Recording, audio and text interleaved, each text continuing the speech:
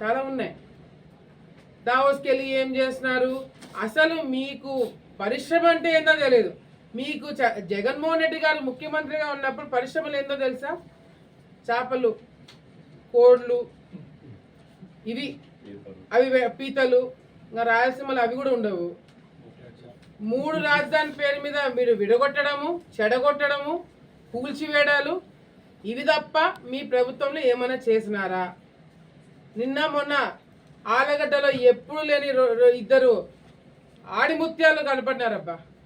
ఇన్ని రోజులు కనపడలా వైసీపీ ఆడిముత్యాలు. ఒకరి ఇంట్లో ప్రెస్ మీట్ పెడతాడు, ఇంకోటి ఇంట్లో ప్రెస్ మీట్ పెడతాడు. ఎవడు ముందు పెట్టాలని వాళ్ళు కొట్లాడుకుంటున్నారు. మీరు చంద్రబాబు నాయుడు గారి గురించి, పవన్ కళ్యాణ్ గారి గురించి, ప్రభుత్వం చేసే కార్యక్రమాల గురించి, అభివృద్ధి గురించి మాట్లాడే అర్హత కూడా మీకు లేదు. మీరు డిబేట్లకు వస్తారా? డిబేట్లకు వచ్చే మొక్కలనా మీవి? ఆలగడ్డలో అవినీతి జరుగుతుందంట, అక్రమాలు జరుగుతున్నాయంట. గతంలో ఎమ్మెల్యేగా పనిచేసిన వాళ్ళ అమ్మ అంగన్వాడీ సెంటర్లలో గుడ్లు తీసుకున్నారు, పాలు తీసుకున్నారు, పశువులకైతే మేత తీసుకున్నారు. మీరు అవినీతి గురించి మాట్లాడుతున్నారా? సిగ్గుచేటు. డిబేట్ అని చెప్పి చాలా ఉత్సాహంగా ఉన్నారు కదా.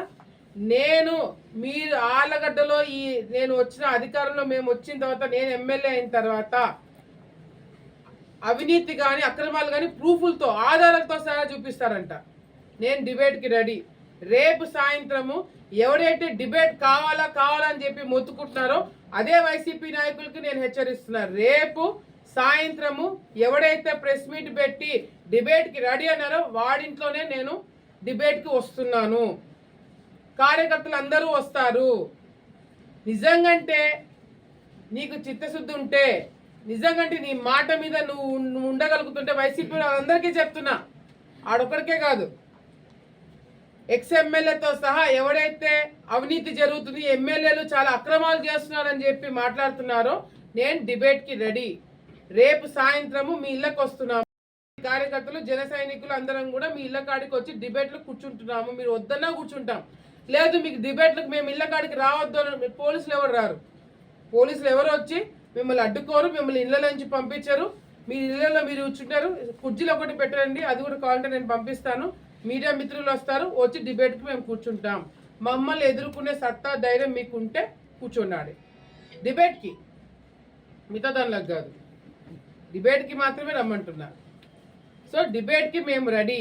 రేపు సాయంత్రం రాబోతున్నామని చెప్పి మరొకసారి తెలియజేసుకుంటూ, ఈరోజు ఆలగడ్డ ప్రాంతంలో కూడా తాగునీటి సమస్య కావచ్చు, సాగునీటి సమస్య కావచ్చు, ఇరిగేషన్ ప్రాజెక్టులు కావచ్చు, ప్రతి ఒక్కటి కూడా చంద్రబాబు నాయుడు గారి దగ్గరికి మేము తీసుకుపోయినాము ఆల్రెడీ. బడ్జెట్ రావడం ఒక్కటే ఆలస్యము. చంద్రబాబు నాయుడు గారు మా డబ్బులు లేవు అని చెప్పి ఏదో అంటున్నాడని చెప్పి మాట్లాడుతున్నారు. సిగ్గుసరం ఉందా మీకు? అప్పులు చేసింది మీరు. రాష్ట్రాన్ని అన్నపూర్ణ లాంటి ఉన్న ఆంధ్రప్రదేశ్ని అప్పుల రాష్ట్రంగా మార్చింది వైసీపీ నాయకులు. మళ్ళీ తిరిగి అన్నపూర్ణంగా మార్చే సత్తా ఉన్న నాయకులు ఈరోజు చంద్రబాబు నాయుడు గారు, పవన్ కళ్యాణ్ గారు, ఎన్డీఏ ప్రభుత్వం. తప్పకుండా ఆలగడ్డ నుంచి అమరావతి వరకు ప్రతి ఒక్క చోట అభివృద్ధి కార్యక్రమాలు జరుగుతాయి. అభివృద్ధి అంటే ఏందో మీకు మేము చేసి చూపిస్తాము. మీ ఇళ్ళ కాడ కూడా రోడ్లు వేపిస్తాము, మీకు కూడా ఇల్లు కట్టిస్తాము. మీరు కూడా శభాష్ అనుకునేలాగా మా ప్రభుత్వం పనిచేస్తుందని చెప్పి మీ అందరికి కూడా హెచ్చరిస్తూ, మరి ఈరోజు స్పోర్ట్స్ అథారిటీ చైర్మన్గా రవి నాయుడు గారు ఇక్కడికి రావడము, మన 2 స్టేడియంస్ కూడా ఇన్స్పెక్ట్ చేసి ఇక్కడ కావాల్సిన ఏదైతే కార్యక్రమాలు ఉన్నాయో, లేదంటే స్పోర్ట్స్ మ్యాన్కి కావాల్సిన ఎక్విప్మెంట్ కావచ్చు, ఫెసిలిటీస్ కావచ్చు, అన్నీ కూడా ప్రొవైడ్ చేయడానికి అన్ని విధాలుగా మేము సపోర్ట్ చేస్తానని చెప్పి తను కూడా రావడం జరిగింది ఇన్స్పెక్షన్కి.